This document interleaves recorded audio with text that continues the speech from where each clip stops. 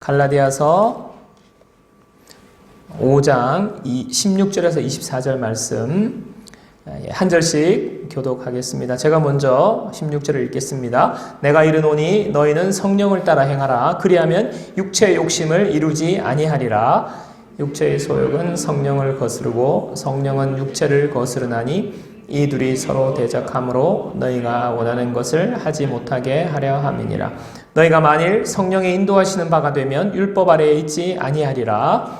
육체의 일은 분명하니 곧 음행과 더러운 것과 호색과 우상숭배와 주술과 원수 맺는 것과 분쟁과 시기와 분냄과 당 짓는 것과 분열함과 이단과 투기와 술 취함과 방탕함도 또 그와 같은 것들이라. 전에 너희에게 경계한 것 같이 경계하노니 이런 일을 하는 자들은 하나님의 나라를 유업으로 받지 못할 것이요 오직 성령의 열매는 사랑과 희락과 화평과 오래 참음과 자비와 양성과 충성과 온유와 절제니 이 같은 것을 금지할 법이 없느니라. 다 같이요. 그리스도 예수의 사람들은 육체와 함께 그 정욕과 탐심을 십자가에 못 박았느니라. 아멘. 네, 오늘은 성령의 열매라는 제목으로 말씀 나누겠습니다. 저는 이제 지지난주까지 한 4주 정도에 걸쳐서 성령에 관하여서 말씀을 성령 시리즈를 나누었는데요. 오늘은 마지막 시간입니다. 5번째 성령의 열매에 대해서 말씀을 나누겠습니다. 오늘 갈라디아서 말씀에서 이렇게 성령의 열매라고 말씀하는 것이 아주 의미가 커요. 왜냐하면 갈라디아 교회에 문제가 좀 생겼습니다. 그게 뭐냐 하면 바울이 복음을 전하고 오직 믿음으로만 구원받을 수 있다. 그래서 믿음으로 구원받는다는 복음을 전해서 갈라디아 지역에 교회가 생겼거든요. 그런데 거짓 교사들이 갈라디아 교회에 들어와 가지고 이런 말을 하는 거예요. 믿음으로만 구원받는 게 아니라 너희들 할례 받아야 구원받을 수 있어. 이렇게 말하는 거예요. 또 믿음만으로 구원받는 것이 아니라 너희가 하나님이 말씀하신 율법을 잘 행해야 율법대로 살아야 구원받을 수 있어. 이런 이야기를 하는 것입니다. 그래서 어떤 사람은요, 할례 받기도 하고 막 이제 내가 율법을 잘 못 지키고 있으면 구원받지 못하는 게 아닌가 이런 생각에 혼란함 속에 있습니다. 이 이야기를 바울이 들었어요. 그리고 바울이 심각하게 생각하고 갈라디아 교회에 편지를 써 보냈습니다. 그리고는 단호하면서도 굉장히 엄히 책망을 해요. 자, 갈라디아 1장 6절 이런 보시기 바랍니다. 그리스도의 은혜로 너희를 부르신 이를 이같이 속히 떠나 다른 복음을 따르는 것을 이상히 여기노라. 또 1장 8절에 보면요. 그러나 우리나 혹은 하늘로부터 온 천사라도 우리가 너희에게 전한 복음 외에 다른 복음을 전하면 저주를 받을지어다. 목사인 제가 여러분들 향해서 할례 받아야 구원 받는다고요? 율법을 안 지키면 구원 못 받는다고요? 한 번만 더 그따위 소리 하고 그런 소리 하면 내가 가만히 안 둘 거라고. 당신들 머리 이상하게 된 거 아니에요? 정신 나간 거 아니에요? 그런 이야기 입 밖에 내면 제가 여러분들 하나님이 여러분을 저주한다고 확신할 수 있어요. 여러분 저주받을 거라고. 지금 이렇게 말하는 거예요. 굉장히 세게 말하는 거예요. 여러분 이렇게 말을 들으면 여러분들이 그런 말을 들으면 마음이 어떻겠습니까? 많은 사람들이 아마 상처받았을 거예요. 교회를 떠날지도 모릅니다. 어떻게 저렇게 심한 말을 할 수 있냐고. 그리고 어떤 사람은 그렇구나. 앞으로는 율법이라든지 어떤 무엇을 실천하는 거라든지 행동하는 거라든지 이런 이야기는 입 밖에도 꺼내지 말고 오직 믿음이야, 믿음. 오직 믿음이 제일 중요하지 행동은 중요한 게 아니야. 이런 생각을 가지는 사람도 있었을 거예요. 자, 이런 생각으로 계속 너무 문제를 고치려고 오직 믿음으로 구원받는 그 말을 너무 강조한 나머지 자칫 잘못하면 무슨 오해가 생기냐 하면 믿음만 중요하다는 생각을 갖게 되는 거예요. 그래서 이런 생각으로 계속 생활하다 보면 믿음과 삶이 동떨어지는 그런 모습이 나타나게 되는 것입니다. 여러분, 많은 교회나 또 많은 그리스도인들이 세상으로부터 신뢰와 존경과 어떻게 보면 좋은 이야기를 듣지 못하고 세상으로부터 참 혀를 쯧쯧쯧 차면서 그렇게 혐오감을 느끼기까지 이렇게 되는 이유가 뭡니까, 여러분? 진리가 거짓으로 드러나서 그런 거예요? 그런 게 아니에요. 그리스도인의 삶의 모습이 말은 믿음이 어쩌고 저쩌고, 하나님이 어쩌고 저쩌고, 하나님은 사랑이시다 그러고 말은 기가 막히게 하는데 삶이 보니까 아닌 거예요. 삶이 전혀 따라주지 못하는 거예요. 형편없는 것입니다. 엉망인 것입니다. 바로 그것 때문에 교회와 그리스도인들이 세상으로부터 외면당하고 있는 건 아닙니까? 믿음과 행동이 너무 다른 거예요. 자, 빌립보서 1장 27절에서 바울이 그리스도인들의 행위와 그 다음에 삶에 대해서 어떻게 말하는지 한번 보시기 바랍니다. 빌립보서 1장 27절 오직 너희는 그리스도의 복음에 합당하게 생활하라. 이는 내가 너에게 가보나 떠나 있으나 너희가 한 마음으로 서서 한 뜻으로 복음의 신앙을 위하여 협력하는 것과 복음의 믿음, 신앙, 믿음, 복음, 믿음에 대해서 이야기하면서 뭐라고 말해요? 합당하게 생활하라는 거예요. 복음에 합당하게. 또 마태복음 7장 17절 보세요. 이와 같이 좋은 나무마다 아름다운 열매를 맺고 못된 나무가 나쁜 열매를 맺는다. 좋은 나무는 반드시 좋은 열매를 맺게 되어 있다는 거죠. 나쁜 나무는요, 나쁜 열매를 맺어 좋은 나무 맺을 수 없어요. 자, 복음에 합당하게 생활하라. 좋은 나무, 좋은 열매, 나쁜 나무, 나쁜 열매, 이런 이야기들을 하면서 강조하는 메시지가 무엇입니까? 우리가 오직 구원은 믿음으로 받는 거 맞아요. 믿음 외에는 구원받을 길이 없어요. 오직 믿음으로 구원받는데 그렇다고 해서 삶을 소홀히 하거나 삶에 대해서 무시해서는 안 된다는 그 말입니다. 그리스도인은 믿음으로 구원받았으면 그 믿음에 합당하게, 복음에 합당하게 하는 삶을 살아야 되고요. 이 삶이 바로 뭐와 같냐면 열매. 자, 열매가 있으면 나무가 있겠죠. 자, 내가 사과를 맺었어요. 그러면 무슨 나무? 사과나무. 배를 맺었어요. 배나무예요, 배나무. 자, 우리의 삶의 모습을 보면서 우리가 믿음이 어떤지를 알 수 있다 하는 것입니다. 자, 그렇기 때문에 이런 맥락에서 바울이 믿음 외에는 구원받을 길이 없다라고 말씀하면서 마지막에 갈라디아 후반부에 가서 성령의 열매를 말하고 있는다는 것이 큰 의미를 갖는다 이 말이에요. 오늘 본문에 나오는 성령의 열매는 9가지입니다. 사랑, 희락, 화평, 그 다음에 뭐죠? 오래 참음, 자비, 양선, 충성, 온유, 절제. 그죠? 갑자기 생각이 안 나서 갑자기 당황이 왔어요. 당황했어요. 자, 오늘 본문에 나온 성령의 열매는 9가지인데 여러분 근데 이 열매를 영어 성경에 보면요. 단수예요. 단수. 프루츠가 아니라 프루시예요. 프룻, 열매. 자, 성령의 열매 9가지는 무슨 말이냐면 9가지가 누구는 몇 개만 맺히고 누구는 7개, 8개 이렇게 맺히는 것이 아니라 성령의 열매는 다 같이 9가지가 다 한꺼번에 맺힌다는 거예요. 하나로 맺힌다는 것입니다. 또한 성령의 열매를 보면요. 여러분 이 열매 9가지는 행동을 말하는 것이 아니에요. 사랑, 희락, 화평 뭐예요? 성품을 말하는 것입니다. 성품. 바울이 이런 의문이 생기지 않으세요? 왜 바울이 믿음을 강조하고 그러나 믿음만 강조하면 안 되고 우리의 삶을 그렇게 살아야 된다고 하면서 왜 행동에 대해서 말하지 않고 삶에 대해서 말하지 않고 왜 성품에 대해서 말하나 이렇게 의문이 생기지 않습니까? 그런데 여러분 조금만 생각해보면 이런 우리가 행동이라는 것이 그냥 불쑥 나오는 게 아니에요. 안 하던 행동을 하는 게 아니에요. 모든 행동은 어디서 나오냐 하면 우리의 성품에서부터 나오는 거예요. 제가 한 번씩 제 이야기나 가족을 이야기해서 굉장히 죄송합니다만은 가능하면 안 하려고 하는데 어떻게 하겠어요? 제가 누구 다른 집사님 이야기 할 수 없잖아요. 몇 명 안 되기 때문에 몇천 명 되면 김 집사님 이러고 이야기해버리면 되는데 할 수 없잖아요. 그래서 제 이야기를 주로 하는데 제가 요즘 가만히 생각해 보니까 과거에 비해서 아내를 위해서 점점 봉사하는 시간이 늘고 봉사하는 종류가 다양해지고 있습니다. 아내를 위해서 제가 노가다를 많이 하는 것 같아요.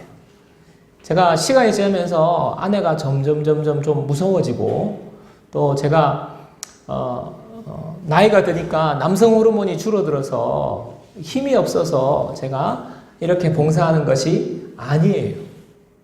네. 이유가 뭔가 가만히 보니까 제 마음속에 성품의 열매가 점점 커지고 있는 거예요. 여러분, 사랑하는 마음이, 사랑하는 성품이 내 속에 있지 않고 한두 번은 어떤 행동을 할 수 있어요. 또 어떤 목적을 성취하려고, 목적을 이루기 위해서 할 수 있어요. 한 여자가 내 눈에, 첫눈에 반해가지고 내가 그 여자와 결혼하기 위해서 뭐 얼마든지 할 수 있어요. 교회도 따라올 수 있고요. 뭐 해달라는 거 다 해줄 수 있고요. 왜냐하면 저 여자가 너무 사랑하기 때문에 내가 저 여자와 결혼해야 되는 목적 때문에 할 수 있어요. 그러나 여러분, 그렇게 결혼하고 변한 사람이 얼마나 많은지 몰라요. 그냥 결혼할 때만 교회 가고 결혼하고 나면 교회 안 나와요. 네. 우리의 삶이, 행동이 지속적이면서 전인격적이면서 온전하게 사랑하기 위해서는 성품이 돼요. 성품. 사랑의 성품이 우리 가운데 열매로 맺어져야 정말 온전히 누군가를 사랑할 수 있는 것입니다. 여러분, 하나님은요, 우리의 행동을 바꾸라고 말씀하시는 것이 아니에요. 여러분, 예수 믿는 사람들이 정말 우리의 행동을 말씀에 맞추려면 얼마나 힘든지 몰라요. 그러나 하나님 우리에게 그렇게 말씀하시는 것이 아니라 오늘 말씀을 통해서 볼 때 성품의 변화를 통해서 하나님이 그 변화의 결과로 삶이 변하는, 행동이 변하는 이 놀라운 하나님의 뜻이 말씀 가운데 있는 것입니다. 내가 잘 살아보려고 하나님 앞에 이제는 잘해봐야지, 이제는 누군가를 하나님의 뜻대로 섬겨야지, 내가 결단하고 내가 해보겠다고 마음먹는 것이 아니라 하나님은 내 속사람이 바뀌기를 원하시는 거예요.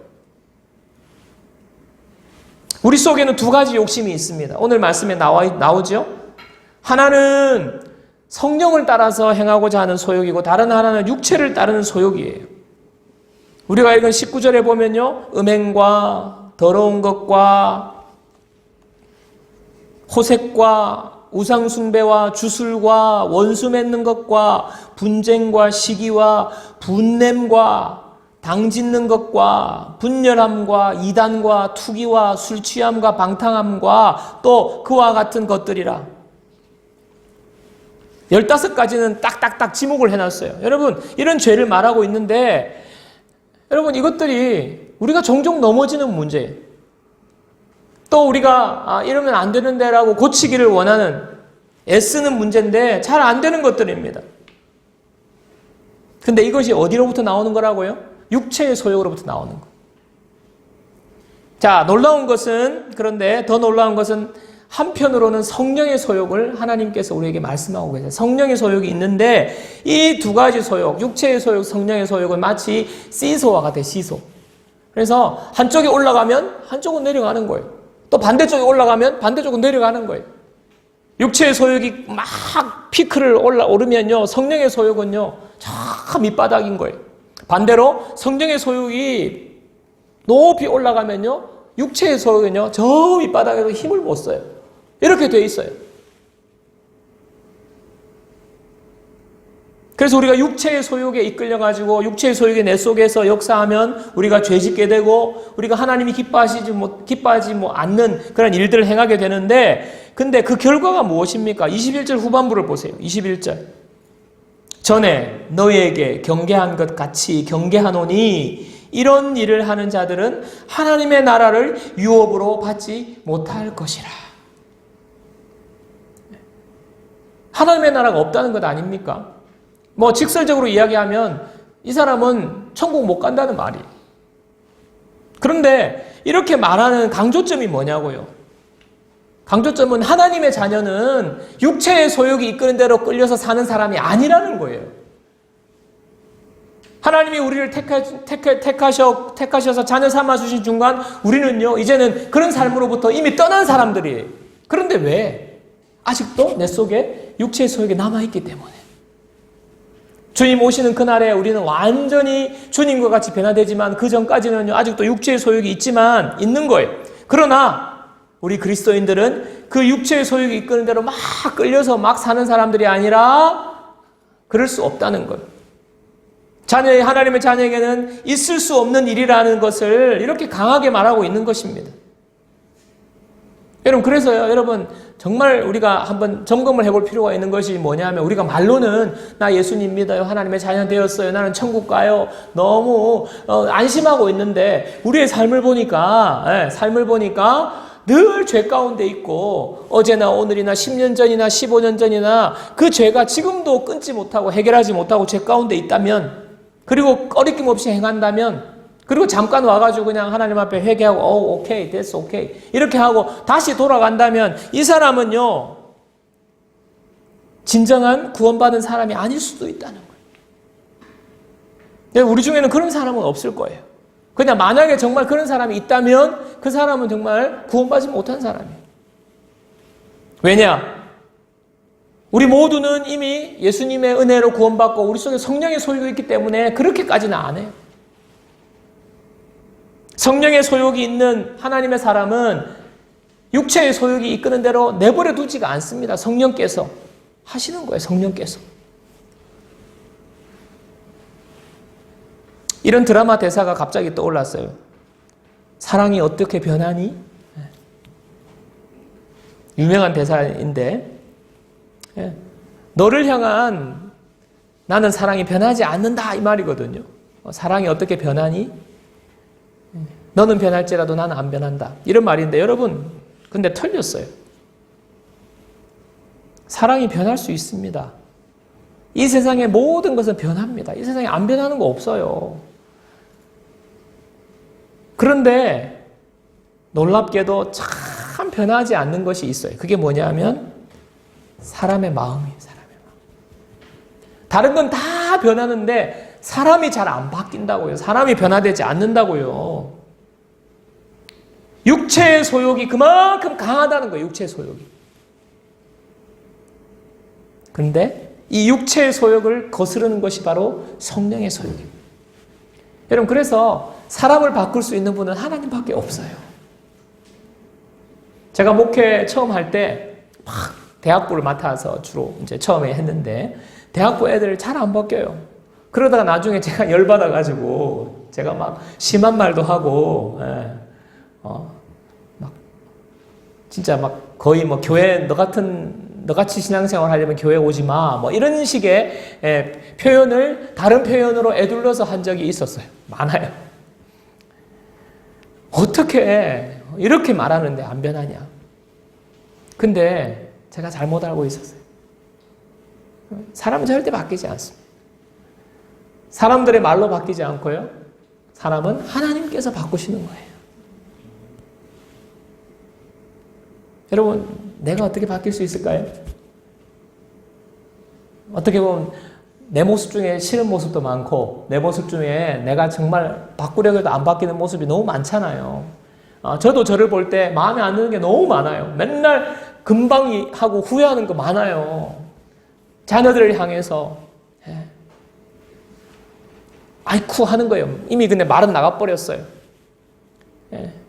변하지 않는 거예요. 근데 소망이 생기는 것입니다. 왜? 어느 누구도 나를 바꿀 수 없지만 성령은 나를 바꿀 수 있다. 성령의 소욕이 역사할 때 우리에게 놀라운 변화가 일어나는 것입니다. 여러분, 하나님께서 우리를 왜 부르셨느냐? 하나님이 왜 우리를 부르신 줄 아세요? 복음에 합당하게 살게 하시려고. 이전과는 다른 삶을 살게 하시려고. 하나님이 예비하신 축복의 삶을 주시려고 하나님 우리를 부르셨어요. 여러분 믿으십니까? 근데 잘 안 되잖아요. 오히려 죄짓고 하나님 기뻐하시지 않는 모습이 자꾸 나타나는데 여러분 어떻게 포기해야 될까요? 사탄은 포기해라 그래요. 너 안 된다. 그 포기해라. 포기할 수 없어요. 하나님 우리를 부르셨고 하나님 우리를 더 이상 육체의 소욕에 끌려다니지 않고 하나님의 자녀로서 성령의 소욕을 따라서 행복한 삶을 살기로 하나님 우리를 부르셨기 때문에 우리는 포기할 수 없어요. 여러분 이것도 아셔야 됩니다. 우리가 육체의 소욕에 이끌려 다니는 것이 여러분이 처음에는 아주 달콤하게 사탄이 유혹을 해요. 아이고 교회 다니면 너무 교회에 빠지면 그거 세상 사람들이 그러잖아요. 너무 교회에 빠지면 무슨 재미로 인생 사냐고. 여러분 근데 진짜 빠진 사람은요. 무슨 재미로 세상 그 재미 하나도 없어요. 진짜 복음 안에 사는 삶은 세상 것이 하나도 부럽지 않고 재미가 없습니다. 마약에 중독됐다가 치유받고 회복된 사람들의 이야기를 여러분 들어보신 적이 있을 건데요.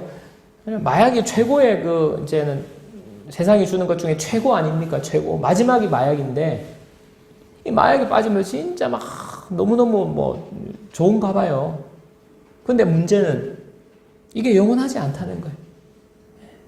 언젠가는 그것에서 깨어나는 순간이 오고, 깨어나고 난 다음에는 말할 수 없는 우울감과 허탈감이 몰려오니까 너무너무 힘든 거예요. 잠깐의 그 최상의 기쁨 뒤에는 너무나도 더 깊은 절망과 아픔이 있다는 것 아닙니까? 그래서 그 중독에서 빠져나오기를 이렇게 이야기하고 빠져나오기를 이렇게 운동하는 사람들도 있어요. 여러분, 육체의 소욕은 참되고 영원한 만족을 절대 우리에게 가져다 주지 못하는 것을 여러분들이 알아야 합니다. 그러나 하나님의 성령의 소욕은 우리로 하여금 정말 열매를 맺게 하고 변화된 삶을 주시는 거예요. 여러분, 제가 앞에서 아내를 위해서 봉사한 이야기 드렸잖아요.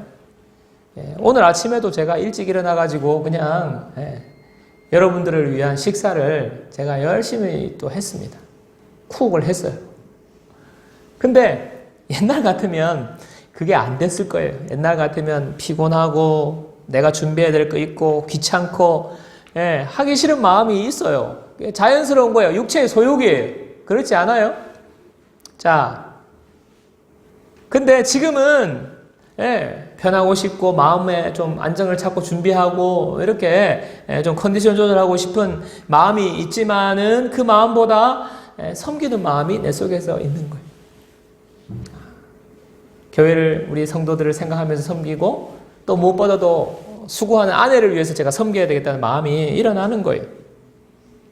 자, 옛날에는 내가 피곤한데 하기 싫은데 내가 지금 하기 싫은데 귀찮은데 이런 마음으로 딱 그 소욕대로 가면 어떤 마음이 드냐 하면 그 순간은 편해요. 아우 편하다 근데 그걸로 끝이에요. 잠깐.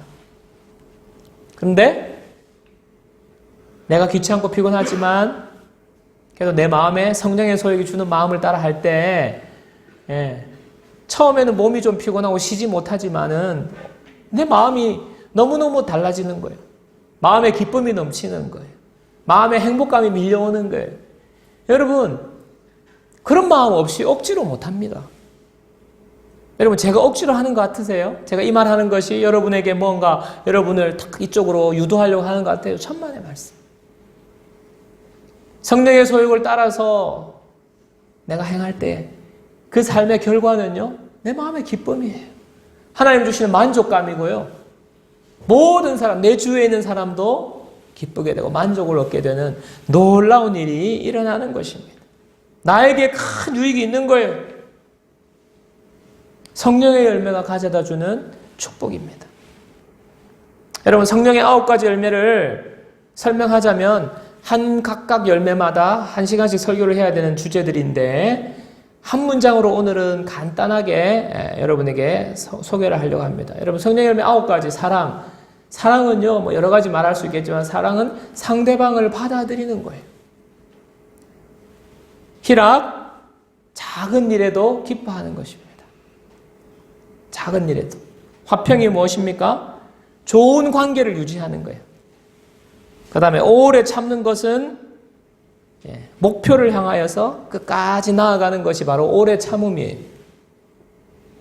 자비는 베푸는 거예요. 양선은 바르게 사는 것이고요. 충성은 신실함이, 그리고 온유는 고집을 꺾는 것이고요. 절제는 자기 관리예요. 절제는 자기 관리. 자, 이렇게 9가지 열매. 여러분, 이 열매가 여러분에게 나타난다고 생각해 보세요.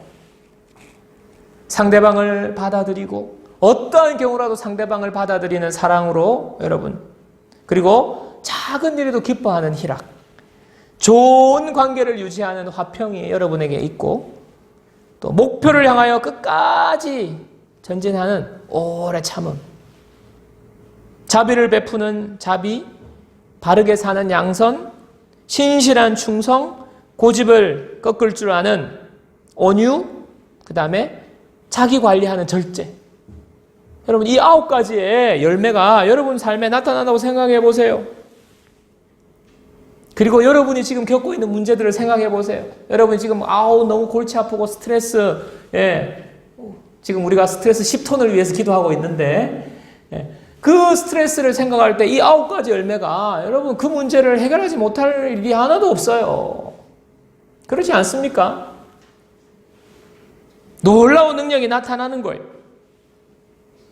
자, 갈라디아 5장 22, 23절 우리 함께 같이 읽겠습니다. 갈라디아 5장 22, 23절. 자, 시작. 오직 성령의 열매는 사랑과 희락과 화평과 오래 참음과 자비와 양선과 충성과 온유와 절제니 이 같은 것을 금지할 법이 없느니라. 여러분, 성령의 열매 9가지를 이야기하고 마지막에 붙은 표현이 무엇입니까? 이 같은 것을 금지할 법이 없다. 무엇입니까? 성령께서 반드시 열매 맺게 하신다는 거예요. 성령께서 여러분의 삶에 이 9가지 열매를 반드시 주신다는 것입니다. 사랑하는 여러분, 하나님이 우리에게 주시는 놀라운 축복은 성령의 열매예요, 열매. 성령의 열매가 왜 축복이냐 하면 이 열매가 내 삶에 진정한 능력이 되기 때문에, 성령의 다스림에 순종하게 될 때에 우리 삶에 성령의 열매가 맺히게 될 줄로 믿습니다. 여러분, 정말 능력 있게 살고 싶으세요? 앞으로 삶에 내 내면의 문제, 아내와의 문제, 가족과의 문제, 내가 맞닥뜨릴, 알 수는 없지만 맞닥뜨릴 여러 가지 문제들 가운데 여러분 정말 능력 있는 삶을 살고 싶으세요? 살고 싶으시죠? 능력 있는 삶의 비결은요, 다른 데 있지 않는 거예요. 성령의 열매가 내 속에 맺혀질 때. 여러분, 제가 한 10몇 년 전에 예언기도 해주시는 목사님으로부터 기도를 받게 됐는데, 제가 들어가서 기도를 받는 순간에 그 목사님이 기도하시기 전에 준 말씀이 바로 갈라디아 5장 22, 23절이에요. 제 아내와 같이 함께 들어갔는데, 그래서 제가 무슨 좀 센 말씀을 주시지 뭐 이런 말씀을 주시나, 그때는 좀 별로 마음에 안 들었어요. 예, 너를 복주고 막 너를 크게 들어쓰고 막 이런 말씀을 주시면 좋았을 건데, 이거 오직 성령의 열매는 이 말씀을 주시니까 제가 마음에 좀 좀 좋은 거 좀 주시지 그랬는데, 제가 시간이 지나면서 정말 하나님이 그 목사님을 통해서 나에게 놀라운 능력의 말씀을 주셨다, 그걸 깨닫게 된 거예요. 여러분, 그리스도인의 능력은 성령의 열매 가운데 나타나는 줄로 믿습니다. 저와 여러분 모든 삶 속에 저 여러분의 마음에 이 성령의 열매 아름답게 그리고 탐스럽게 맺혀지는 그러한 축복이 여러분에게 넘치기를 주님의 이름으로 축원합니다. 그래서 여러분 삶에 하나님의 능력이 나타나고 여러분 삶에 놀라운 변화가 나타나는 성령의 열매로 충만한 저와 여러분들 되기를 주님의 이름으로 축원합니다.